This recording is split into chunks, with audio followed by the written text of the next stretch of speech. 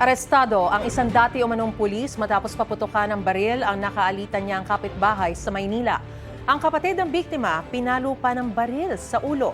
Tumanggi magbigay ng pahayag ang suspect. May unang balita si Bea Penlac. Dumaplis sa ulo ng lalaking yan ang bala mula sa pinaputok na baril ng nakaaway niyang dati umanong pulis.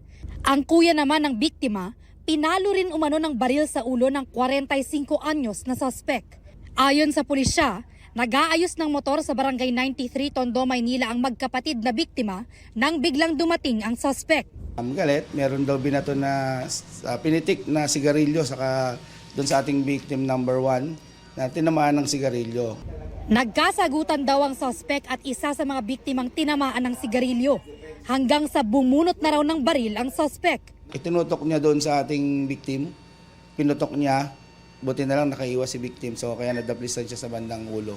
Nakita nung kapatid, inagaw yung baril pero naiiwas yung kamay, pinalo naman sa ulo niya ni victim number 2. So nagkaroon sila ng pambunog, nagpagulong-gulong daw sila sa kalsada.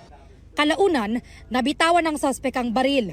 Ayon sa barangay, ang pinag-ugatan ng krimen, dating away kapitbahay na nauwi sa panununtok sa suspect ng isa sa mga biktima. Allegedly, based dun sa verbal na sinabi ng ating suspect, meron daw ng gulpi sa kanya a day before na magkaroon sila ng argument ng ating victim.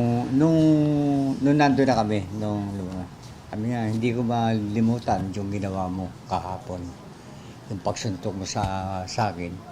Kasi bumagsak siya. Sinubukan pa raw awati ng barangay ang gulo, pero nauwi na ito sa pamamaril. Siguro, na-trigger siya nung tinitigan siya.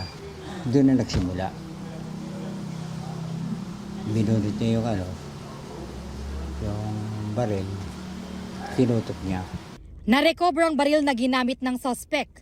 Ayon sa pulisya, nakapangalan umano ito sa tatay niya at 2017 papaso ang mga dokumento. Inaalam pa ng mga otoridad kung totoong dating pulis ang suspect. Ongoing yung request para magkaroon ng records sa kanyang dismissal. Nasa kustodiya siya ngayon ng Rahabago Police. Reklamong attempted murder, physical injuries at illegal possession of firearms ang isinampa laban sa suspect. Tumanggi siyang magbigay ng pahayag. Ito ang unang balita. Bea Penlac para sa GMA Integrated News. Gusto mo bang mauna sa mga balita? Mag-subscribe na sa GMA Integrated News sa YouTube at tumutok sa unang balita.